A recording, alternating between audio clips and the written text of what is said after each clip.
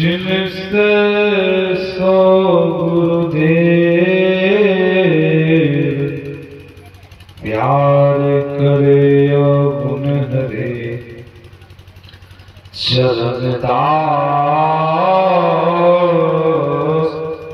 सुखदेव।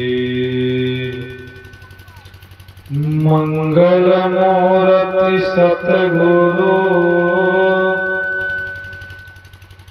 मिलावे सर्वाधार। मंगलमय मंगल करम बिनवो बारंबार। मेरा मुझ में कुछ नहीं, जो कुछ है प्रभु तो तेरा तुझको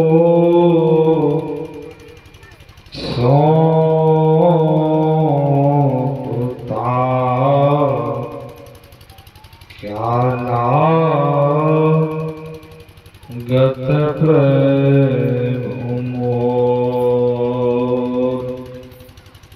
श्री सद्गुरु महाराज की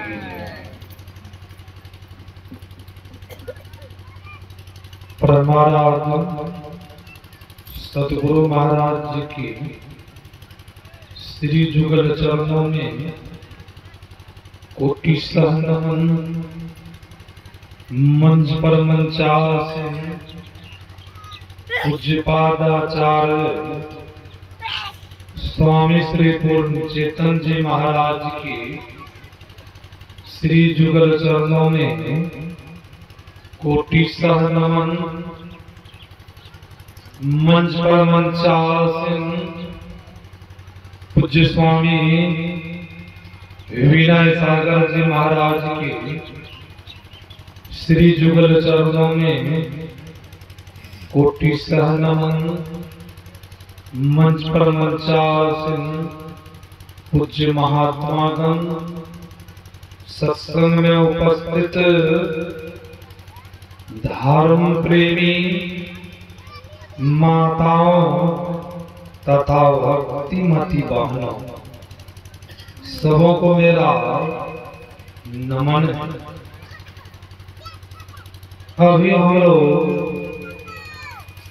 सुन रहे थे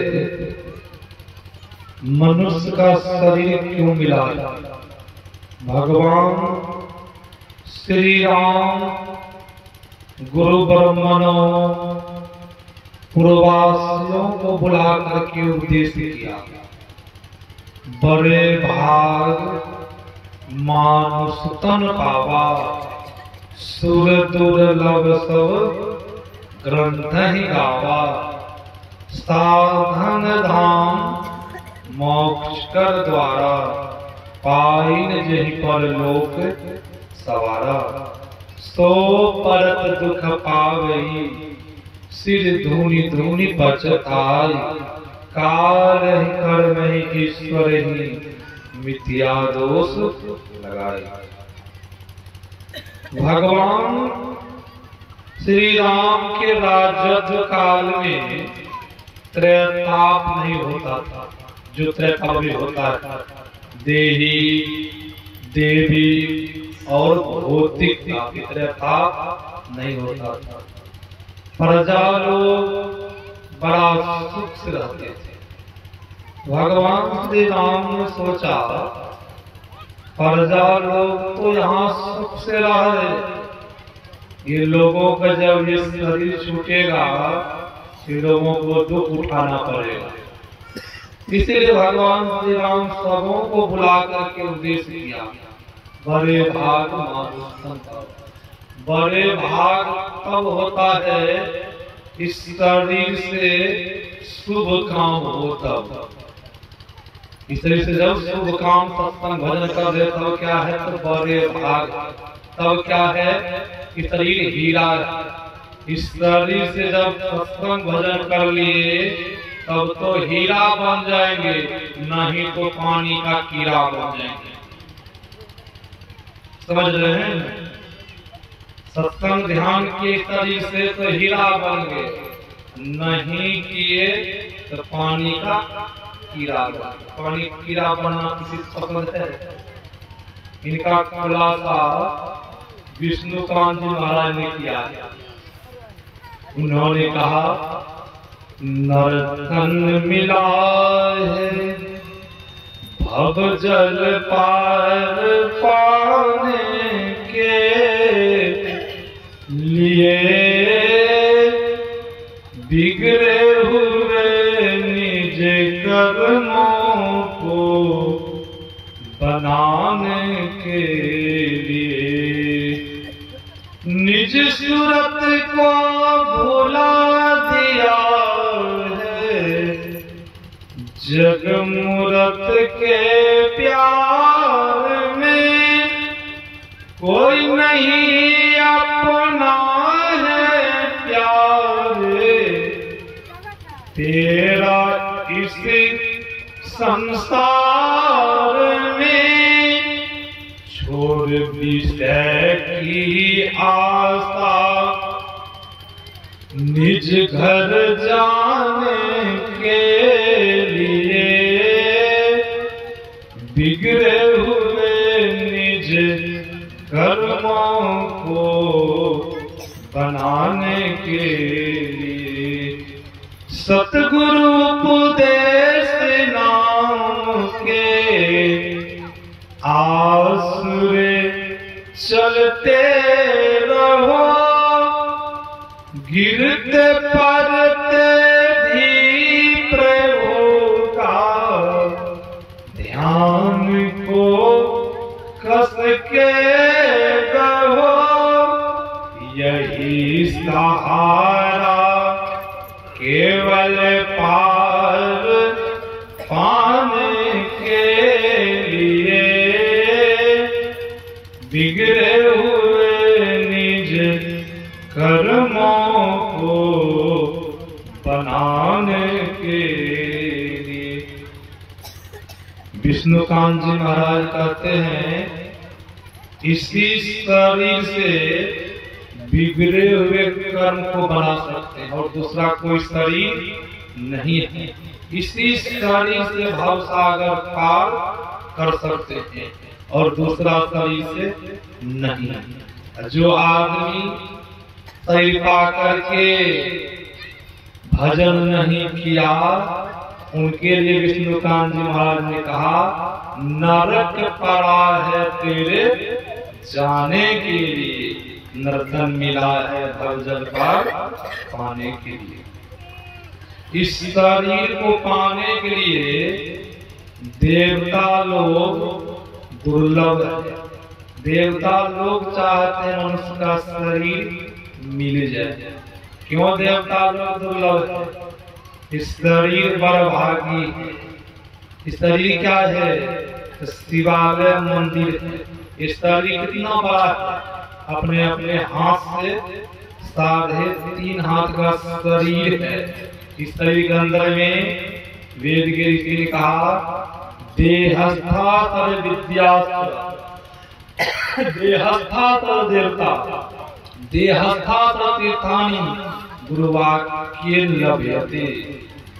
वेद के ऋषि ने कहा है, इस के शरीर में 33 करोड़ देवी देवता विराजमान है। किसी को पता चल रहा है, दिखता है किसी देवता है, किसी को देवता दिखता अपने अंदर में नहीं दिखता। क्यों नहीं दिखाई पड़ता? इनका भी कोई कारण नहीं। कारण क्या? जिस प्रकार देखते हैं लोटा या कमंडल में हम आप जल को रखते हैं, जल में जब तरंग रहता है उसमें चाहिए मुंह देखने के लिए मुंह दिख जाएगा, आपका मुंह नहीं दिखेगा। क्यों? जल में तरंग है। वही जल जब अस्थिर हो जाता है उसी लोटा में, कमंडल में, उसमें चाहिए मुंह देखने के लिए मुंह दिख जाता है। ठीक उसी प्रकार हम लोगों में तरंग है। तरंग का है, मन चंचल है, मन स्थिर नहीं हो रहा, भजन में मन नहीं लग रहा, तो तरंग जो है, इसीलिए देवी देवता सब विराजमान है, दर्शन नहीं हो रहा है। फिर वेद के ऋषि ने कहा जितने तीर्थ है सब तीर्थ विराजमान शरीर के अंदर में, जितनी विद्याएं, जितनी भाषाएं सब विराजमान है। फिर हम आप बोल क्यों नहीं पाते हैं? हम आप मरवाड़ी बोलते हैं तो पंजाबी नहीं बोल पाते हैं, फिर जब पंजाबी बोलते हैं तो गुजराती नहीं बोल पाते हैं, जब गुजराती बोलते हैं तो नेपाली नहीं बोल पाते। ये सब होता है सज्जनों, अपने अंदर जब हम आप चलेंगे तो संत महापुरुष ने कहा सब विद्याएं, सब भाषाएं, जब तक हम आप अंधकार को पार नहीं करेंगे तब तक पहुंच नहीं थी। अंधकार को पार करना होगा।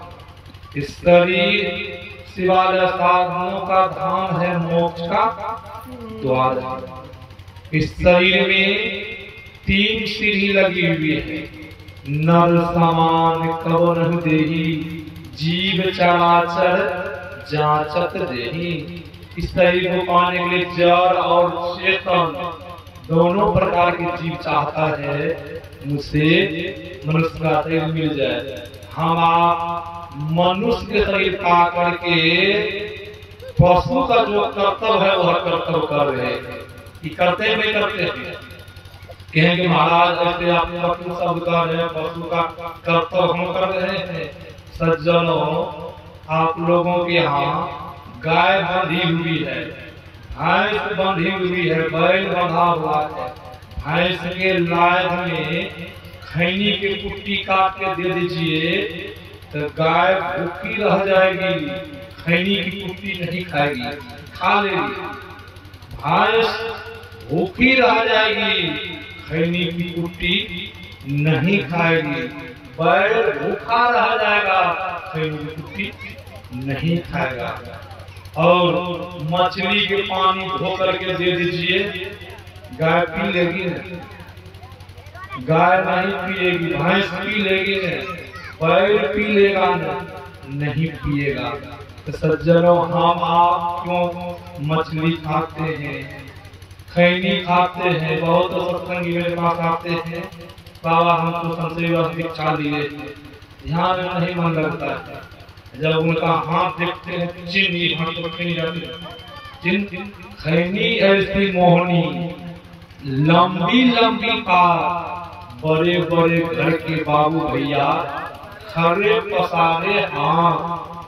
खैनी ऐसी मोहनी है, देखते हैं मजदूर काम करता है खेत में, कोई गाड़ी से जा रहा है 4 व्हीलर से, भाई साहब है जरा दीजिए तो।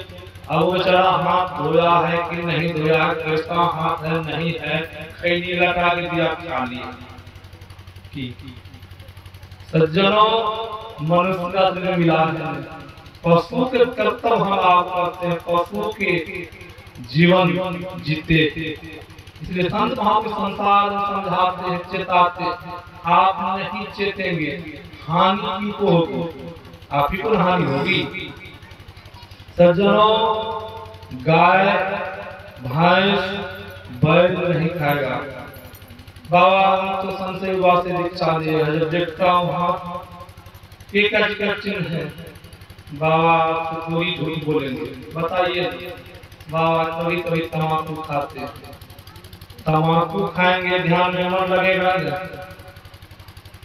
ध्यान में मन नहीं लगेगा। क्यों नहीं मन लगेगा? नशा लेने से मन चंचल होता है। हम देखते रोड पे बहुत पिटाई होती है रोड पर, क्या कहते महाराज का मन चंचल हो गया, मन बस में नहीं था। किनके द्वारा हुआ? नशाओं द्वारा हुआ। कहेंगे महाराज मीट मांस खाने में क्या? हम लोगों के यहाँ 18 पुराण है, 6-7 है, 4 वेद है, और करके देखिए। मनुष्य शरीर को उत्तम शरीर कहा है। अभी आप 84 लाख योनि में 4 जीव है, अंदर पिंडज, उष्मज और अंकुरज। इस 84 लाख योनि में मनुष्य का शरीर को श्रेष्ठ बतलाया गया है। वेद पुराण में मनुष्य शरीर को ज्ञानवान शरीर कहा है, पशु के शरीर को अधम शरीर कहा है। सज्जनों, पशु के शरीर में पशावक गुण होता है, पशु गुण होता है। सज्जनों, जो कोई पशु का मांस खाएंगे उसमें कौन सा गुण आएगा, जरा विचार कीजिए। पशु को जो कोई मांस खाएंगे उसमें कौन सा गुण आएगा, पशु वाला गुण आएगा। जब पशु वाला गुण आएगा तो घर में लड़ाई होगी कि नहीं होगी, घर में लड़ाई होगी कि नहीं होगी। क्यों? अपना कर्तव्य को भूल गया है। किनके द्वारा भूला है? मीट मांस जो खाया, पशावक गुण आ गया, अपना कर्तव्य को भूल गया। जिस घर में लड़ाई होगी, झगड़ा होगा, क्या उस घर में लक्ष्मी आ जाएगी? कदाचित उस घर में लक्ष्मी नहीं आएगी। हम आप गाँव घर में लोग आचार्य नहीं कहते कि घर में खटखट होते रहता है, घर में सब लड़ते रहते हैं, इनके घर में दरिद्र पस गया है। ऐसा लोग कहते हैं दरिद्रता की बात हो गई, दानव आ गए इनके घर में। इसे संत महापुरुष ने कहा है मीट मांस कदाचित नहीं खाना चाहिए। महर्षि मनु ने कहा है जीवों के हिंसा किए बगैर मांस प्राप्त नहीं होता।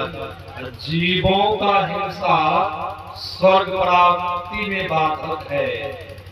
अब देखिए बाधक का समझ रहे हैं, विघ्न पर जाना। स्वर्ग वह आदमी नहीं जा सकता है जो मीट मांस इत्यादि को खाते हैं। इसलिए हमारे गुरु महाराज जी ने कहा पंडितों का वेद, संतों का भेद। वह भेद कहाँ मिलता है? वह भेद मिलता है सत्संग में। पंडितों का वेद पढ़ लेंगे उनसे ज्ञान नहीं होगा। कहेंगे महाराज आप कह रहे उनसे ज्ञान नहीं होगा, वेद का पाठ होगा, ज्ञान नहीं होगा। सज्जनों, हम आपके यहाँ मंदिर में दुर्गा के पूजा होता है। पूजा में देखते हैं या देवी सर्वभूतेषु शक्ति रूपेण संस्थिता नमो तस्ते नमो तस्ते नमो तस्ते नमो नमः पाठ होता है न, दुर्गा जी के पाठ करते हैं न। उसी मंदिर में खसी पर छुरी चलती है न। विचार कीजिए, क्या उसमें ईश्वर अंश जीव अविनाशी नहीं है कि है कि नहीं? उसमें ईश्वर अंश जीव अविनाशी चेतन अमर सहज सदासी, क्या उसमें है? या देवी, वह देवी सर्वभूत सब में रहने वाली देवी है। क्या उस बकरा खसी में वह देवी नहीं है? उनके ऊपर छुरी चल रही है, कहीं वही छुरी कहीं आपके ऊपर चल जाए तो क्या हालत होगी? तो जो विचार कीजिए। संत महापुरुष ने कहा पंडितों का भेद, संतों का भेद, पंडितों का भेद। जब तक आप भेद नहीं जानेंगे तो सही ज्ञान नहीं होगा। तो इसलिए सज्जनों, मीट मांस इत्यादि का परित्याग करना चाहिए। जब जीवन में लाभ चाहते हैं तब भजन बनेगा। इस शिवालय मंदिर है, भगवान श्री कृष्ण ने कहा 4 काम मनुष्य भी करते हैं, 4 काम पशु भी करते हैं। आहार निद्रा भय मैथुन च समानमय तत्पशु भी नरा ज्ञानम नराणाम अधिकम विशेषो ज्ञानेन पशु भी समान। भगवान श्री कृष्ण ने कहा उत्तर गीता में 4 काम मनुष्य भी करते हैं, 4 काम पशु भी करते हैं। मनुष्य भी आहार लेते हैं, भोजन लेते हैं, और पशु भी भोजन लेते हैं। मनुष्य भी नींद से सोते हैं और पशु भी नींद से सोते हैं। कुछ बहुत अंतर बताया गया। मनुष्य के लिए बढ़िया घर है, रूम है, और पशु के लिए उसकी व्यवस्था नहीं हो पाती है। फिर भी लोग पशु को भी पंखा लगाते हैं, मच्छरदानी लगा के देते हैं। पशु को भी रात में जाकर देख के नींद से सोते हैं, वो भी रट्टा लेते हैं। फिर कहा पशु को भी भय है, डर है। इनका भय डर है।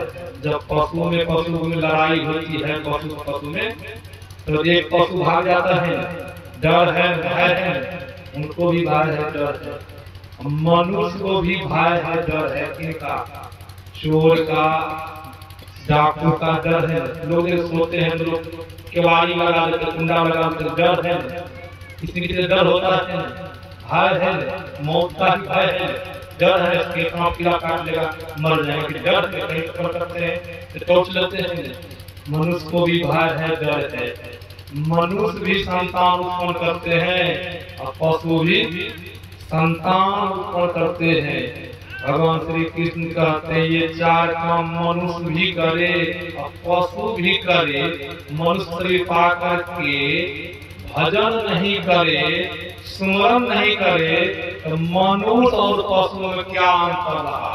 कोई अंतर रहा? चार काम मनुष्य भी करते, चार काम पशु भी करते। इसलिए हम आप युक्ति जान करके भजन करें। जो युक्ति नहीं जाने हैं, भजन भेद लेकर के भजन करेंगे तो हम लोगों का जीवन सार्थक हो जाएगा। यह लोग परलोक बन जाएगा, नहीं तो अंत समय पछताना होगा। सिर धुनी धुनी पछताई, काल ही कर नहीं ईश्वर ही मिथ्या दोष लगाए। जब अंत समय फिर काल और कर्म को दोष लगाएंगे तो हाथ द्वारा नहीं है। ये आप लोगों सेवा में मनुष्य शरीर का क्या कर्तव्य है, क्या विशेषता है, मनुष्य शरीर क्यों मिला है हम लोगों को? हम लोगों को ज्ञात हो गया होगा कि शरीर जो मिला है भजन करने के लिए मिला है, शराब पीने के लिए नहीं मिला है, मछली खाने के लिए नहीं मिला है, गप चरक्का मारने के शरीर नहीं मिला है। तब किसने मिला है? भजन करने के लिए मिला है। जब भजन करेंगे तो फिर शरीर मिलेगा, भजन नहीं करेंगे दोबारा शरीर नहीं मिलेगा। सदगुरु महाराज।